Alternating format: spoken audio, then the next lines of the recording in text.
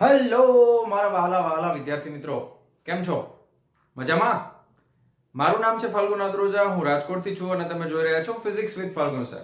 અને વહાલા વિદ્યાર્થી મિત્રો, અત્યારે આપણે જોઈ રહ્યા છીએ ધોરણ 11 ફિઝિક્સ ચેપ્ટર નંબર 3 સુરેખ પથ પર ગતિ, અને એમાં સ્વાધ્યાય આપણે શરૂ કરેલું છે.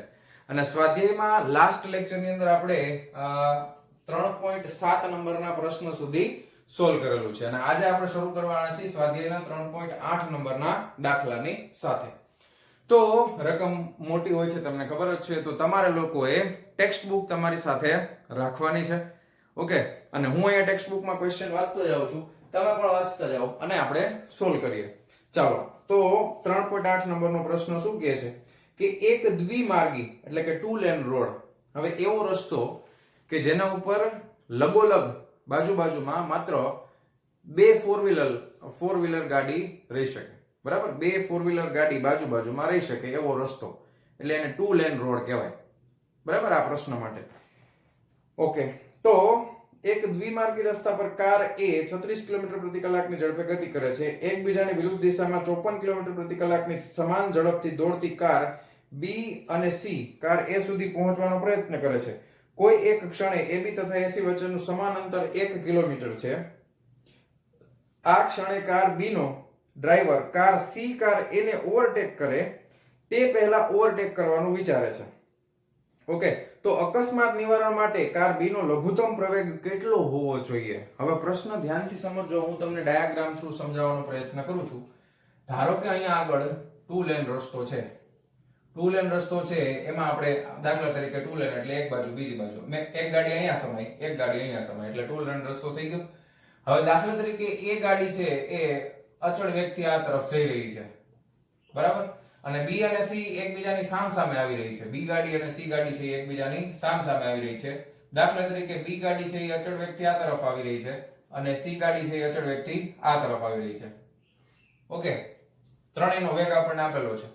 તો સૌથી પહેલું કે હવે તમે જુઓ કે શરૂઆતમાં બેના વેગ અચળ છે જ્યારે ગતિ કરે છે, ને પછી આને એવો વિચાર આવે છે કે જો સમાન વેગથી ગતિ કરશું તો ભટકાઈ જશું, એટલે આપણે એક કામ કરીએ કે સી ગાડી અહીંયા પહોંચે ને એન પહેલા આને હે ને ઓવરટેક કરી નીકળી જવું.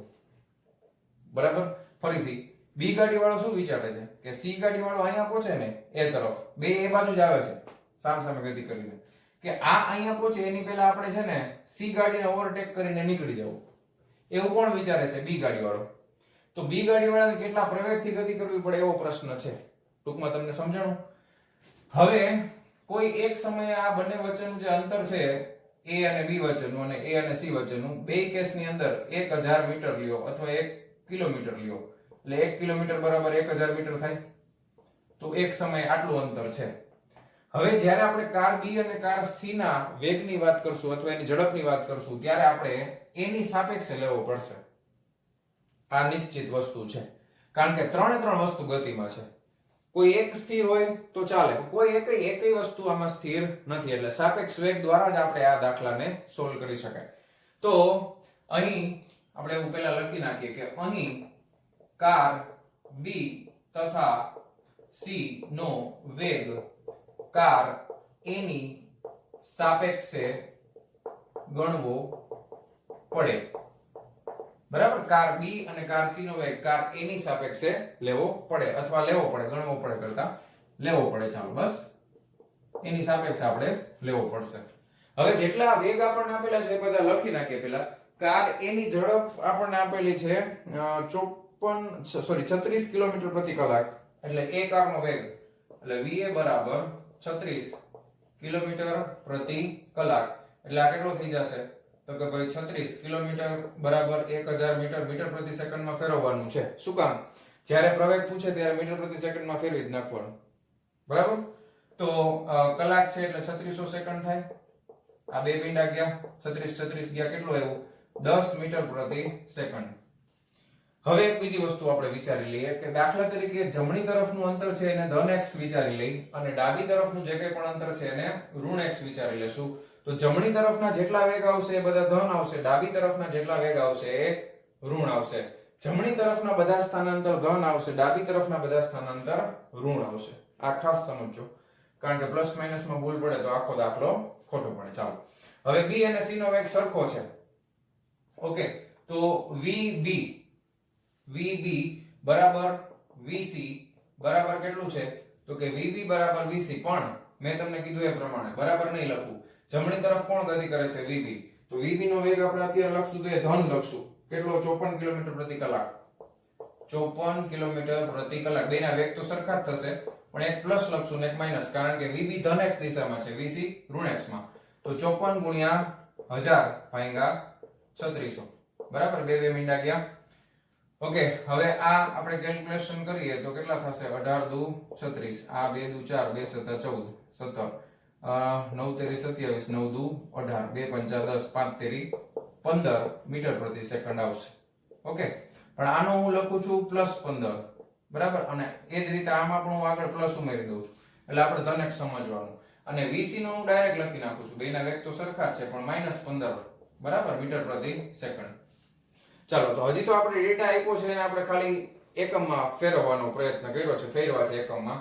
હવે આપણે ગણતરીની શરૂઆત કરીએ. તો સૌથી પહેલા આપણે શું કરશું તો કે આને જેને પ્રવેગિત ગતિ કરવી હોય તો આ C ગાડી A પાસે પહોંચે એની પહેલા ઓવરટેક કરવી પડે. કોની પહેલા? તો કે C જે છે એ A પાસે પહોંચે ને એની પહેલા ઓવરટેક કરવી પડે. તો સૌથી પહેલા આપણે લઈએ કે કાર C માટે, સૌથી પહેલા આપણે કાર C માટે જોવાના છીએ કે પહેલા તો C ગાડીનો એની સાપેક્ષે વેગ કેટલો છે? તો કે વેગ કોનો છે? તો કે C નો. કોની સાપેક્ષે? તો કે એની સાપેક્ષે. તો શું થાય? તો કે VC - VA થશે ને. C અને A, એની સાપેક્ષે C નો વેગ, એની સાપેક્ષે C ગાડીનો વેગ, તો VC - VA કરવું પડે.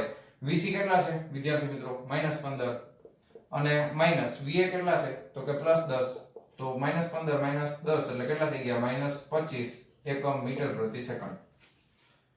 ઓકે, આટલું સમજાણું. હવે આ C ગાડીનો વેગ તો અચળ છે, ઈ કઈ એક્સેલરેટર નથી દબાવતો, ઈ તો અચળ છે. એટલે અહીંયા આગળ C ગાડીને A સુધી પહોંચવા માટે લાગતો સમય, ઓકે, C ને A સુધી પહોંચતા લાગતો સમય બરાબર t સેકન્ડ. કેટલો સમય લાગે છે? તો કે t સેકન્ડ જેટલો સમય લાગે છે. ચાલો, હવે અચળ વેગી છે એટલા માટે આપણે શું લખી શકાય કે વેગ બરાબર અંતરના છેદમાં સમય.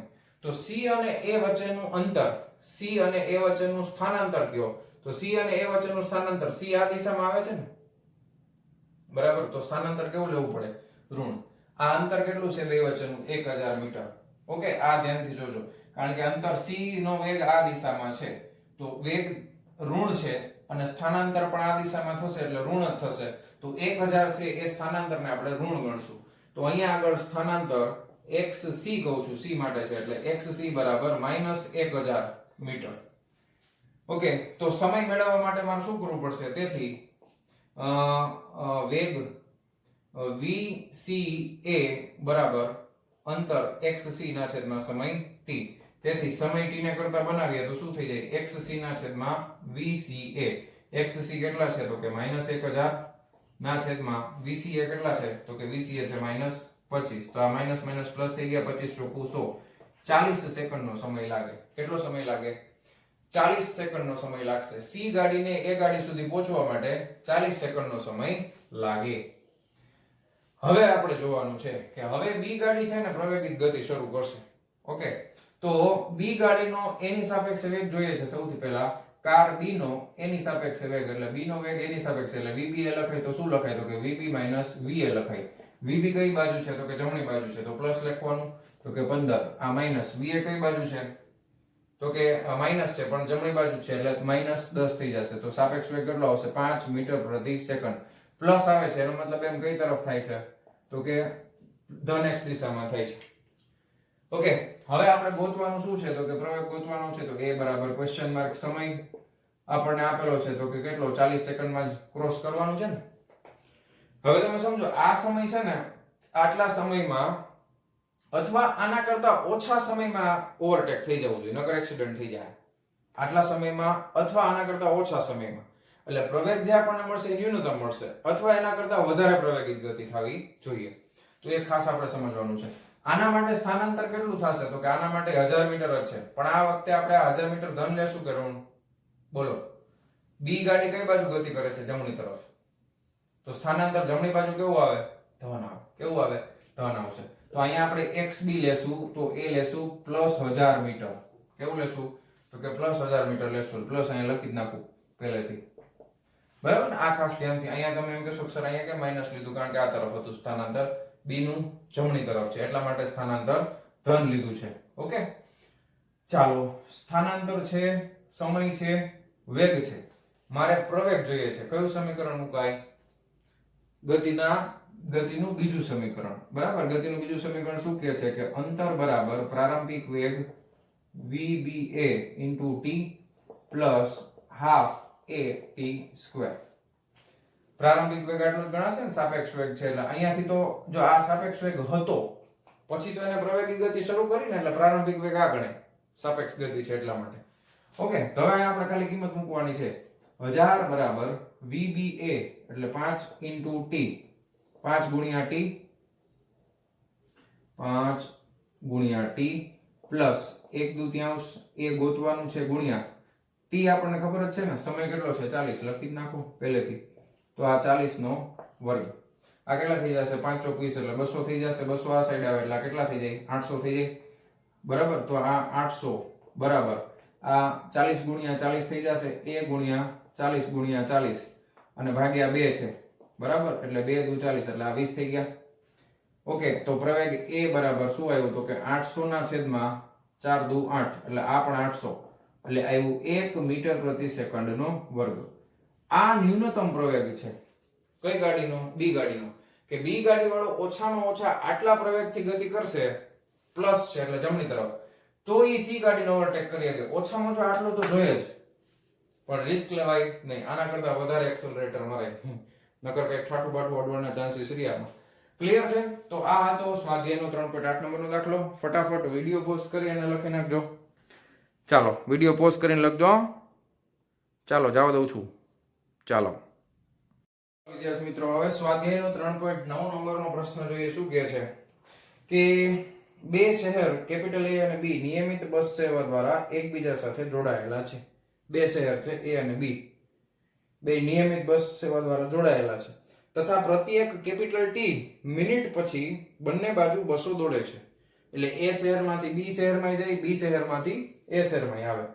એક વ્યક્તિ 20 કિલોમીટર પ્રતિ કલાકની ઝડપે સાયકલ દ્વારા A થી B તરફ જઈ રહ્યો છે. A શહેરથી B શહેર તરફ જઈ રહ્યો છે.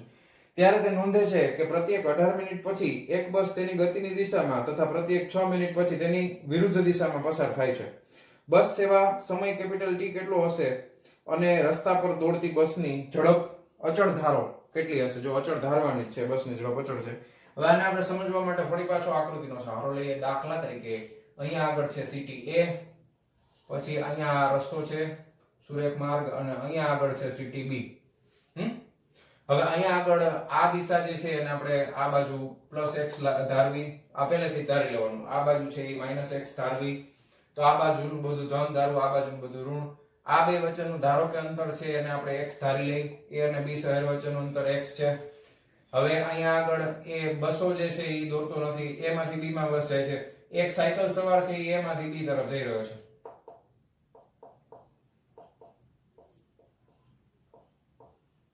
આ તો ગાડી થઈ ગઈ, તમે સમજો ને, સાયકલ સવાર છે ટ્રીન ટ્રીન ટોપરી વગાડતો જાય. બરાબર, આ સાયકલ સવાર છે એ A થી B તરફ જાય છે. આમ સમજાય?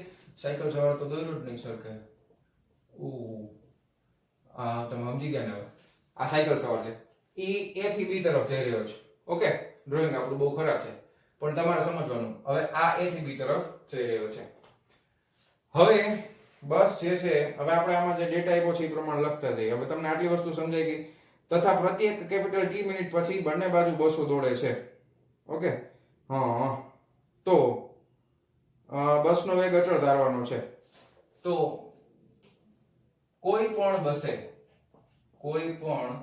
બસે એટલે કે A માંથી નીકળતી બસ અથવા B માંથી બસ જે નીકળતી હોય, કોઈ પણ બસે કાપવું પડતું કુલ અંતર બરાબર x થશે. કોઈ પણ બસે કાપવું પડતું કુલ અંતર કેટલું થઈ જશે? x થઈ જશે ને? x અંતર છે. બરાબર, ધારો કે આ x અંતરને કાપવું પડે છે. આ કિલોમીટરમાં આપણે લઈએ છીએ. કેમાં લઈએ છીએ? તો કે કિલોમીટર. આ x કિલોમીટર અંતર છે. તો આ કુલ અંતર કાપવા માટે લાગતો સમય આપેલો છે. કુલ અંતર x કિલોમીટર કાપવા માટે લાગતો કુલ સમય બરાબર t ના છેદમાં 60 કલાક. આવું કેમ કર્યું? આ મિનિટમાં આપ્યો છે, કલાકમાં ફેરવવું પડે ને, બરાબર? કારણ કે તમને જો ઝડપ સાયકલની ઝડપ કિલોમીટર પ્રતિ કલાકમાં આપી છે. આ સાયકલની ઝડપ કેટલી છે? તો કે કિલોમીટર પ્રતિ કલાકમાં. ઓકે, તો સાયકલ સવારની ઝડપ, સાયકલ સવારની ઝડપ બરાબર હું લખું છું સાયકલ સવાર માટે સ્મોલ v બરાબર કેટલી છે? તો કે 20 કિલોમીટર પ્રતિ કલાક. આ છે 20 કિલોમીટર પ્રતિ કલાક. ઓકે, હવે બસ ની ઝડપ અચળ આપ્યું છે ને રકમમાં, બરાબર કેપિટલ V કિલોમીટર પ્રતિ કલાક છે. બસની ઝડપ આપણે કેટલી ધારી લઈએ છીએ? કેપિટલ V કિલોમીટર પ્રતિ કલાક. તો પહેલી વસ્તુ આપણે એમ કરીએ કે કુલ અંતર x છે, એના માટે લાગતો સમય આટલો છે, વેગ આપ્યો છે, તો અંતર આપણને મળી જશે. વેગ બરાબર અંતરના છેદમાં સમય, તો અંતર બરાબર વેગ ગુણ્યા સમય. તો પહેલામાં આપણે લખીએ કુલ અંતર x બરાબર વેગ, બસનો વેગ v ગુણ્યા સમય કેટલો છે? t ના છેદમાં 60. આને આપણે આપી દઈએ સમીકરણ નંબર 1. સમીકરણ નંબર 1, કઈ વાંધો નથી ને? હવે બીજી વસ્તુ, તો કે આ સાયકલ સવારની દિશામાં જે બસ ગતિ કરતી હોય એના માટે, તો એના માટે આપણે વાક્ય કેવી રીતે આપ્યું છે જો, કે ત્યારે તે નોંધે છે કે પ્રત્યેક 18 મિનિટ પછી એક બસ તેની ગતિની દિશામાં તથા તો સાયકલ સવારની ગતિની દિશામાં સાયકલ સવારની ગતિની દિશામાં બસનો સાપેક્ષ વેગ, સાયકલ સવારની ગતિની દિશામાં બસનો સાપેક્ષ વેગ, કોનો વેગ ગોતવાનો છે? બસનો. કોનો વેગ ગોતવાનો છે? બસનો. તો બસના વેગમાંથી સાયકલ સવારનો વેગ શું કરવું પડે? માઈનસ કરવું પડે. તો એના બરાબર આપણે લખીએ છીએ બસનો વેગ માઈનસ સાયકલ સવારનો વેગ એટલે સ્મોલ v થશે. આમ બસના વેગમાંથી સાયકલ સવારનો વેગને શું કરી નાખ્યું? માઈનસ. ઓકે, સાયકલ સવારની ગતિની દિશામાં બસનો વેગ કેટલો છે? આટલો છે. અને આ વેગ માટે લાગતો સમય સાપેક્ષ 18 મિનિટમાં ક્રોસ થઈ જાય છે ને, તો આના માટેનો સમય મારી પાસે છે સમય t બરાબર 18 ના છેદમાં 60 કલાક. બરાબર છે? તો આટલા આ સાપેક્ષ વેગ થઈ ગયો, એના માટેનો સમય આટલો થઈ ગયો. તો આ સાપેક્ષ વેગ માટે સાપેક્ષ અંતર કેટલું ગણાય? તો કે અંતર આના માટે ગણાશે પાછું x જ તે. અંતર x બરાબર શું થઈ જશે? વેગ ગુણ્યા સમય. તો આપણે લેશું v - u into t into શું લઈ લેશું? t. v - u into t એટલે t ની કિંમત આપણે કેટલી મૂકી દેવાના છે? 18 ના છેદમાં 60. આ છે આપણા માટે સમીકરણ નંબર 2. સમજાણું તમને? દરેક 18 મિનિટ થાય એટલે એક બસ છે એને ક્રોસ કરે છે, તો બસનો વેગ છે એ સાયકલ સવારની સાપેક્ષે લખીએ, બરાબર છે? તો બસનો વેગ, કોનો વેગ ગોતવાનો છે? બસનો. કોની સાપેક્ષમાં? તો સાયકલ સવારની સાપેક્ષમાં બસનો વેગ કેટલો થાય? તો કે v - u. બરાબર ને? એક જ દિશામાં છે, જો એક જ દિશામાં આમ ક્રોસ કરે છે, એ જ દિશામાં જાય છે ને ઈ. પછી હવે સામે વાળું આવશે એનું હવે આપણે કરીએ, તો આ એનો એટલો વેગ થશે સાપેક્ષ વેગ. સમય કેટલો લાગે છે? તો કે 18 મિનિટમાં ક્રોસ થાય છે એટલે 18 ના છેદમાં 60 કલાક થાય. તો એ અંતર તો આટલું જ કાપવાનું છે. અહીંયાથી ક્રોસ થતી હોય, ભલે ને આને ક્રોસ કરી નાખી તો અંતર તો આટલું જ, કુલ અંતર તો x જ કાપશે ને. હવે ત્રીજો કેસ લઈ લઈએ. ત્રીજા કેસમાં શું? તો કે સાયકલ સવારની ગતિની વિરુદ્ધ દિશામાં, સાયકલ સવારની ગતિની વિરુદ્ધ દિશામાં બસનો સાપેક્ષ વેગ. બસનો સાપેક્ષ વેગ છે એટલે v તો કરવું જ પડે. પણ આ બસનો સાપેક્ષ વેગ છે એ બસ કઈ દિશામાં ગતિ કરે છે? તો કે b થી a તરફ ગતિ કરે છે. અને સાયકલ સવારની વિરુદ્ધ દિશામાં છે. તો અહીંયા આગળ આ v છે એ કેવું આવશે? તો કે v માઈનસ આવશે. બસ કારણ કે આ તરફ જઈ રહી છે ને, અને સાયકલ સવાર કઈ તરફ જઈ રહ્યો છે? જમણી તરફ જઈ રહ્યો છે ને. સાયકલ સવાર કઈ તરફ જઈ રહ્યો છે? તો કે જમણી તરફ, એટલે માઇનસ શું કરવું પડે? Small v. બરાબર છે. સાયકલ સવારનો વેગ જમણી બાજુનો આપણે પ્લસ જ લીધો છે, પણ સાપેક્ષ વેગના સમીકરણ પરથી capital V minus small v, તો અહીંયા કેપિટલ V આ તરફ છે એટલે માઇનસ લખ્યું છે આપણે. ક્લિયર આટલી વસ્તુ? ઓકે છે, કોઈ વાંધો નથી. તો આના માટે લાગતો સમય, બરાબર છે, આના માટે લાગતો જે સાપેક્ષ સમય છે એ કેટલો આપ્યો છે? તો કે t બરાબર અહીંયા 6 મિનિટ આપ્યું છે, તો 6/60 શું લેવું પડે? તો કે કલાક. બરાબર, 6/60 શું લેવું પડશે? તો કે કલાક લેવું પડશે. ઓકે. હવે આના માટે અંતર છે, અંતર, તો એ અંતર પણ કેવું આવશે? અંતર તમે આ વિરુદ્ધ દિશામાં લેવું છે ને બસનું અંતર, તો બસે આ દિશામાં અંતર કાપ્યું હોય તો પ્લસ x લેવાનું, બસે આ દિશામાં અંતર કાપ્યું છે તો માઈનસ x લેવું પડે ને. તો બસે કાપેલું અંતર માઈનસ x બરાબર minus capital V minus small v, બરાબર, ઇન્ટુ શું થશે? તો કે સમય, તો 6/60. હવે જો બે બાજુ માઈનસ છે, તો બે બાજુ માઈનસ થી ગુણી નાખાય તો x બરાબર શું થઈ જાય? Capital V plus small v. આ u જેવું લાગે. ઓકે, હવે બરોબર, capital V plus small v, આ 6/60, બે બાજુ માઈનસ થી ગુણી નાખ્યું. આ છે સમીકરણ નંબર 3. બરાબર. હવે આપણે સમીકરણ 1, 2 અને 3 નો ઉકેલ મેળવવાનો છે, બીજું કઈ કરવાનું નથી. આ શું લખ્યું મેં? કેપિટલ V છે આ, અને માઈનસ સ્મોલ v છે આ. બરાબર. Okay, ready? Capital V minus small v into 18. હવે આ ત્રણે સમીકરણની ડાબી બાજુ જો સરખી છે, બધાયમાં x છે, અહીંયા પણ x છે, અહીંયા પણ x છે, તો જમણી બાજુ સરખી જ થાય. તો હવે પહેલા સમીકરણ 2 અને 3 ને સરખાવો. સમીકરણ 2 અને 3 ને સરખાવતા એટલે કેટલું થઈ જશે? તો કે v capital V minus small v એના ગુણાકારમાં, હવે હું અહીંયા લખું છું, પહેલા લખી નાખું, સમીકરણ 2 અને 3 ને સરખાવતા. 2 અને 3 ને સરખાવો. Capital V minus small v ગુણાકારમાં 18/60 બરાબર capital V plus small v ગુણાકારમાં 6/60. બરાબર, બે બાજુથી 60 તો ગયા, 6 તેરી 18. બરાબર, 6 તેરી 18 થઈ જશે. રેડી? તો આ કેટલા થઈ જશે? તો કે 3 capital V minus 3 small v is equal to capital V plus small v. હવે મારી પાસે સ્મોલ v છે ને, સાયકલ સવારની ઝડપ સ્મોલ v મારી પાસે 20 કિલોમીટર છે, તો આ v ને આ બાજુ લઈ લઈએ એટલે 2 કેપિટલ V, આ v ને આ બાજુ લઈ લઈએ એટલે 4 સ્મોલ v, તો આ 2 દુ 4 થઈ ગયા. તો કેપિટલ V બરાબર શું આવશે? 2 સ્મોલ v, તો 2 સ્મોલ v કેટલા છે બોલો? 20. તો આ થઈ જશે 40 કિલોમીટર પ્રતિ કલાક. ચાલો, v ની કિંમત કેટલી મળી ગઈ? 40 કિલોમીટર પ્રતિ કલાક. તો બસ કેટલી ઝડપથી દોડે છે? 40 કિલોમીટર પ્રતિ કલાકની ઝડપથી ગતિ કરે છે. પહેલો જવાબ મળ્યો. બરાબર. હજી એક જવાબ આપણે ગોતવાનો છે, હજી એક જવાબ ગોતવાનો છે. સમય કેટલો છે મિનિટમાં ઈ ગોતવો પડશે. તો ચાલો, સમય ગોતવો છે, તો હવે આ v જે છે એની કિંમત સમીકરણ 1 માં મૂકો. બરાબર, અહીંયા લખું છું કેપિટલ V ની કિંમત સમીકરણ 1 માં મૂકતા, મૂકી દો 1 માં મૂકી દો. x બરાબર x, અચ્છા આ ડાબા અને જબા એમાં ન મુકાય. સમીકરણ સમીકરણ 1 અને 2 ને પહેલા સરખાવો. સમીકરણ 1 અને 2 ને સરખાવતા ડાબી બાજુ તો x છે એટલે જમણી બાજુ સરખી જ થશે ને, તો આને આમ લખાય v એના ગુણાકારમાં t/60 બરાબર આ બાજુ શું આવી જશે? Capital V minus small v એના ગુણાકારમાં 18/60.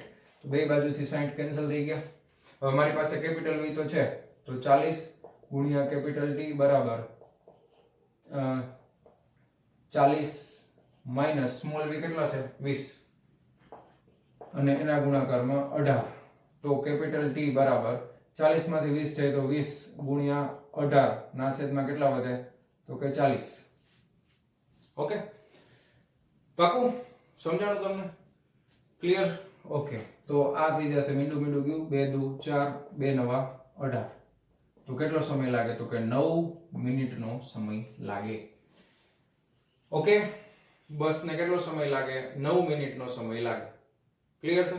તો આ બે પ્રશ્ન આપણને પૂછેલા હતા કેટલો સમય લાગશે એ આપણને પૂછ્યું હતું અને બરાબર છે એ બંનેના જવાબ આપણે મેળવી લીધા છે. રેડી? તો વિડિયો પોઝ કરીને લખી નાખજો. હવે કાંઈ પૂછ્યું નથી ને આમાં વધારાનું ના. ઓકે. બસ સેવાનો સમય કેપિટલ ટી કેટલો હશે? રસ્તા પર દોડતી બસની ઝડપ બે ગોતી લીધા આપણે 40 અને 9. ચાલો વિડિયો પોઝ કરીને લખી નાખો. ચાલો દઉં છું. ચાલો વિદ્યાર્થી મિત્રો, હવે આપણે જોવાના છે સ્વાધ્યાયનો 3.10 નંબરનો પ્રશ્ન. શું કહે છે? કોઈ એક ખેલાડી 29.4 મીટર પ્રતિ સેકન્ડની પ્રારંભિક ઝડપથી એક દળને ઉર્ધ્વ દિશામાં ફેંકે છે. ક્યાં ફેંકે છે? ઉપર. બરાબર છે. અહીંયા આ બોલ છે. આ બોલને પ્રારંભિક વેગથી ઉપરની દિશામાં ફેંકવામાં આવે છે. પ્રારંભિક વેગ એટલે v0 29.4 મીટર પ્રતિ સેકન્ડ. ઓકે. પેલો પ્રશ્ન પૂછ્યો છે દડાની ઉર્ધ્વ દિશાની ગતિ દરમિયાન પ્રવેગની દિશા કઈ હશે? તમને ખબર છે કે દડો ઉપર તરફ ફેંકીએ તો પ્રવેગ તો હંમેશા નીચે દિશામાં જ હોય. પ્રવેગ કઈ દિશામાં હશે? તો કે નીચેની દિશામાં જ હશે ને. પ્રવેગ કોણ ઉત્પન્ન કરે છે? તો કે પૃથ્વી. અને પૃથ્વી કેટલો પ્રવેગ? ગુરુત્વ પ્રવેગ g બરાબર 9.8 મીટર પ્રતિ સેકન્ડ જેટલો ઉત્પન્ન કરે છે. એટલે પહેલા આપણે લખી શકાય કે પ્રવેગ g બરાબર 9.8 મીટર પ્રતિ સેકન્ડ સ્ક્વેર જેટલો અને કઈ દિશામાં હશે? નીચે તરફ એટલે અધો દિશામાં. અધો દિશામાં હશે. બરાબર? તો પ્રવેગ કેટલો હશે? g બરાબર 9.8 મીટર પ્રતિ સેકન્ડ જેટલો અને અધો દિશામાં હશે.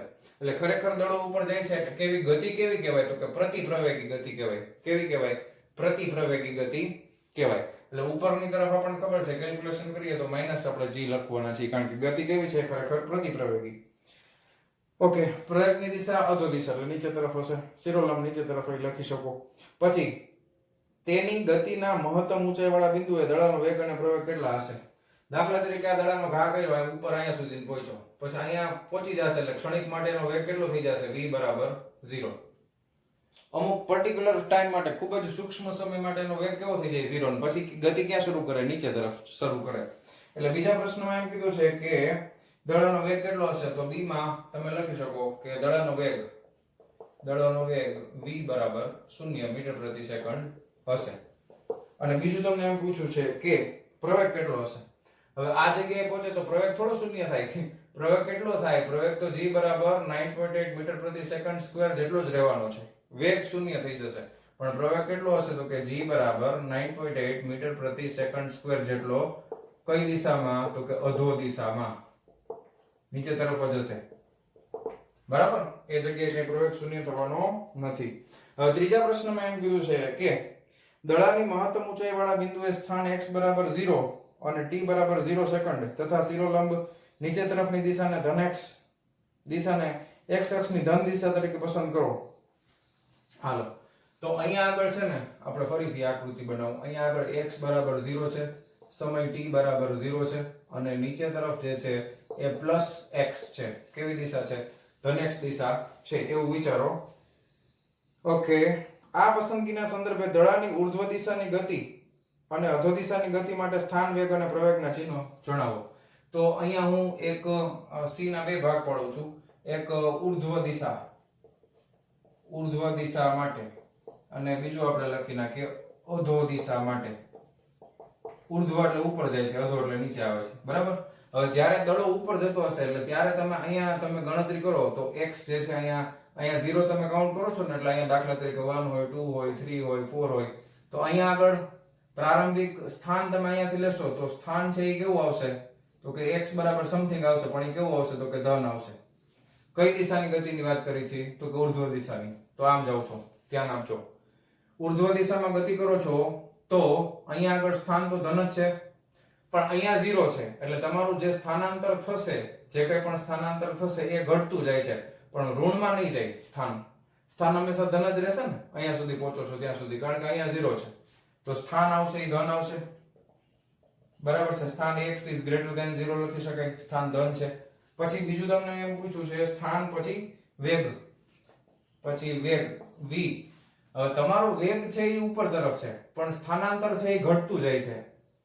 બરાબર છે? એટલે વેગ છે એ સતત ઘટતો જાય છે એટલે વેગ છે એ લેસ ધેન 0 થશે. કેવો થશે? લેસ ધેન 0, કારણ કે વેગ બરાબર સ્થાનાંતરના છેદમાં સમય. સ્થાનાંતર એટલે અંતિમ સ્થાનાંતર ઓછું થાય, પ્રારંભિક સ્થાનાંતર વધુ થાય, અંતિમમાંથી પ્રારંભિક બાદ કરો, સ્થાનાંતર ઋણ આવે, સ્થાનાંતરના છેદમાં સમય હંમેશા ધન જ હોય, તો વેગ હંમેશા કેવો આવે? ઋણ આવે. તો ઉપર તરફની ગતિ માટે વેગ કેવો લેવાનો છે? તો કે ઋણ, એટલે v લેસ ધેન 0. ઓકે, એટલે અહીંયા હું કૌંસમાં એમ પણ લખું છું, આ ધન પછી આ ઋણ, એટલે કોઈ ડાઉટ ન રહે. અને ત્રીજું તમને એમ કીધું છે કે પ્રવેગ, તો અહીંયા આગળ પ્રવેગ g, તમે ઉપર તરફ દડાને ફેંકો છો તો પ્રવેગ g જે છે એ કઈ દિશામાં લાગતો હોય? તો કે પ્રવેગ g જે છે એ નીચે તરફ લાગતો હશે. ક્યાં લાગતો હશે? પ્રવેગ જે છે એ નીચે તરફ. તમે વેગને ઋણ લ્યો છો, પ્રવેગ છે એ નીચે તરફ લાગે છે, તો પ્રવેગ કઈ દિશામાં લાગે છે? g ધન x દિશામાં લાગે છે ને, તો પ્રવેગ ધન x દિશામાં લાગતો હોવાથી પ્રવેગ ગ્રેટર ધેન 0 થશે અને પ્રવેગ થશે ધન. ક્લિયર હતું? હવે એવી જ રીતે અધો દિશાની ગતિ માટે, આ ઉર્ધ્વની વાત કરી ને, હવે અધો દિશાની ગતિ માટે, એટલે અહીંયાથી જ્યારે નીચે આવતું હોય ત્યારે, હવે આપણે આની વાત કરવાના છીએ, આની. તો અધો દિશા માટે સ્થાન 0 થી શરૂ કરીને આમ જ જાવ છો, એટલે સ્થાન તો ધન જ થવાનું છે, બરાબર? કારણ કે 0 થી સ્થાન તો વધતું જ જવાનું છે. પછી વેગની વાત કરીએ તો વેગ માટે પણ v ગ્રેટર ધેન 0 જ થશે, ધન જ થશે. શું કામ વેગ 0 ધન થાય છે? વેગ શું કામ ધન થાય છે? કારણ કે વેગ જે છે ને ઈ નીચે તરફ જાવ છો એટલે સ્થાનાંતર હવે પ્લસ આવશે, અંતિમ સ્થાન માઇનસ પ્રારંભિક સ્થાન કરો તો ધન જવાબ આવે, એટલે વેગ કેવો આવે? ધન આવે. અને પ્રવેગ છે g, એ પણ તમે જુઓ, પ્રવેગની દિશા પણ ક્યાં છે? ધન x દિશામાં છે, નીચે તરફ છે, તો પ્રવેગ પણ ગ્રેટર ધેન 0, એટલે પ્રવેગ પણ કેવો થશે? તો કે ધન થશે. ક્લિયર? આટલી વસ્તુ. હવે એક તમને પૂછ્યું છે d, પ્રશ્નમાં હજી એક બાકી છે, d પૂછ્યું છે. d માં શું કહે છે કે દડો કેટલી મહત્તમ ઊંચાઈએ પહોંચશે અને કેટલા સમય બાદ ખેલાડીના હાથમાં પાછો આવશે? g બરાબર 9.8 મીટર પ્રતિ સેકન્ડ સ્ક્વેર અને વાયુનો અવરોધ અવગણીએ છીએ. દડો કેટલા મહત્તમ ઊંચાઈએ પહોંચશે? કેટલી જગ્યાએ મહત્તમ તમે અહીંથી ફેંકો છો, એ મહત્તમ કેટલી ઊંચાઈએ પહોંચે છે? તો આપણી પાસે કેટલી વસ્તુ છે? તો કે પ્રારંભિક વેગ છે, અંતિમ વેગ છે અને પ્રવેગ છે, સમય છે નહીં. તો એના માટે ગતિનું કયું સમીકરણ વપરાય? ત્રીજું, v સ્ક્વેર બરાબર v0 સ્ક્વેર પ્લસ 2ax, બરાબર? ઓકે, આ સમીકરણ આપણે વાપરવું પડશે. તો મહત્તમ કેટલી ઊંચાઈ? હવે ઉપર તરફ જાય છે એટલે આપણે x ની જગ્યાએ શું લખશું? તો કે y લખી નાખશું. ક્લિયર છે? x ની જગ્યાએ શું લખી નાખશું? તો કે y લખી નાખશું. હવે અંતિમ વેગ મારી પાસે 0 છે, પ્રારંભિક વેગ મને આપેલો છે, બરાબર છે? પ્રવેગ છે ઈ આ તરફ છે. હવે દડો ઉપર તરફ જાય છે તો અહીંયા આગળ આપણે પ્રવેગને કેવો ગણશું? પ્લસ ગણશું કે માઈનસ? કારણ કે પ્રતિપ્રવેગી ગતિ છે ને, g ક્યાં લાગે છે? નીચે તરફ. g કઈ દિશામાં લાગે છે? નીચે તરફ લાગે છે. નીચે તરફની ગતિને આપણે ઋણ ગણીએ છીએ, એટલે પ્રવેગ અહીંયા ઋણ આવશે. તો a બરાબર મારે માઈનસ t લેવું પડશે, બરાબર? માઈનસ t એટલે માઈનસ 9.8 મીટર પ્રતિ સેકન્ડ નો વર્ગ લેવું પડશે. હાલો, હવે કિંમત મૂકી દેવાની છે. v એટલે ફાઇનલી વેગ 0 છે, 0 નો વર્ગ બરાબર v0 એટલે 29.4 નો વર્ગ, બરાબર? અને માઈનસ 2 એ કેટલો છે? 9.8 ઇન્ટુ સ્થાન મારે ગોતવાનું છે y. હવે આને આ બાજુ લઈ લ્યો એટલે આ y વાળું ધન થઈ જાય, આખે આખું પદ છે અને ડાબી તરફ લઈ લ્યો એટલે માઈનસ છે તો પ્લસ થઈ જશે, અને આ થઈ જશે 29.4 નો વર્ગ ના છેદમાં 9.8 ગુણ્યા 2. હવે ચાલો ફટાફટ કેલ્ક્યુલેશન કરો તો 29.4, ચાલો હું કરું છું, 29.4 ગુણ્યા 29.4 એટલે 864.36, અહીંયા ઉપર આવશે 864.36 ના છેદમાં 9.8 ગુણ્યા 2, 9.8 ગુણ્યા 2 એટલે 19.6, બરાબર? તો ભાગાકાર કરવાનો કેટલા? તો કે 864.36 ડિવાઇડેડ બાય 19.6, તો કેટલો આવ્યો? 44.1. તો ક્યાં સુધી પહોંચે? 44.1 મીટર સુધી પહોંચે ઉપર. ક્લિયર? તો અહીંયાથી અહીંયા સુધીનું અંતર છે ઈ y કઈ આપણે, તો ટોટલ અંતર કેટલું થાય? તો કે 44.1 મીટર. ઓકે, હવે તમે જો એમ પછી પાછું તમને પૂછ્યું છે પ્રશ્નમાં કે હવે એમ કીધું છે કે અને કેટલા સમય બાદ ખેલાડીના હાથમાં પાછો આવશે, બરાબર? ખેલાડીના હાથમાં પાછો આવશે એટલે અહીંયાથી ગયો ત્યાં સુધીનો સમય, ત્યાંથી પાછો આવ્યો ત્યાં સુધીનો સમય. એટલે એક વસ્તુ તમે નોટિસ કરો કે અહીંયાથી જવા માટે જેટલો સમય લાગશે, બરાબર છે, પ્રવેગ એટલો છે, બધું એટલું છે, અને આવવા માટે પણ એટલો જ સમય લાગશે. જેટલો જવા માટે લાગતો હોય પ્રવેગ ઉપર તરફ પ્રતિપ્રવેગી ગતિ છે, નીચે તરફ પ્રવેગિત ગતિ છે, તો સમય સરખો જ લાગશે. એટલે કોઈ પણ એક માટેનો સમય ગોતી અને પછી આપણે શું કરી દેશું ગુણ્યા 2. તો આપણે એક પહેલું સમીકરણ વાપરશું. ગતિનું પહેલું સમીકરણ શું છે? તો કે v બરાબર v0 પ્લસ at. ઉપર તરફ માટે ગણીએ છીએ તો એની જગ્યાએ આપણે શું લખશું? તો કે a બરાબર શું લેવાનું? તો કે -t બરાબર -9.8 મીટર પ્રતિ સેકન્ડનો વર્ગ. હાલો, ફાઇનલ વેગ કેટલો છે? તો કે 0 બરાબર પ્રારંભિક વેગ કેટલો હતો? આ લીડાઓ 29.4. પ્રારંભિક વેગ કેટલો છે? 29.4 છે. તો 29.4 અને અહીંયા થઈ જશે -9.8 into t. તો 9.8 આ સાઈડ લઈ લઈ. જો હું અહીંયા લખું છું. હવે એક કામ કરું, ઉપર લખું, હાલશે ને? ખબર પડી જાય ને તમને? એક તો જાતું નથી, બોલો. આને હવે આ સાઈડ લખું છું, આ સાઈડ, એટલે 9.8 t. કન્ફ્યુઝ ન થતા. 9.8 t is equal to 29.4. તો t બરાબર 29.4 ભાગ્યા 9.8 બરાબર. ચાલો કેલ્ક્યુલેશન કરીએ. 29.4 ભાગ્યા 9.8 બરાબર 3 સેકન્ડ આવી. બરાબર કેટલો સમય આવ્યો? તો કે 3 સેકન્ડ. તો કુલ સમય આ ઉપર પહોંચ્યો ત્યાં સુધીનો છે ને, તો કુલ સમય બરાબર 2t બરાબર 3 ગુણ્યા 2 બરાબર 6 સેકન્ડ. એસ જ લખવાનું, ખાલી મને ટેવ પડી ગઈ છે એસીસી લખવાની. તો કુલ સમય કેટલો થઈ જશે? 6 સેકન્ડ. ઓકે, તો લખી નાખો ફટાફટ તમારી બુકમાં. વિડિયો પોઝ કરીને લખજો. ચાલો જવા દઉં છું.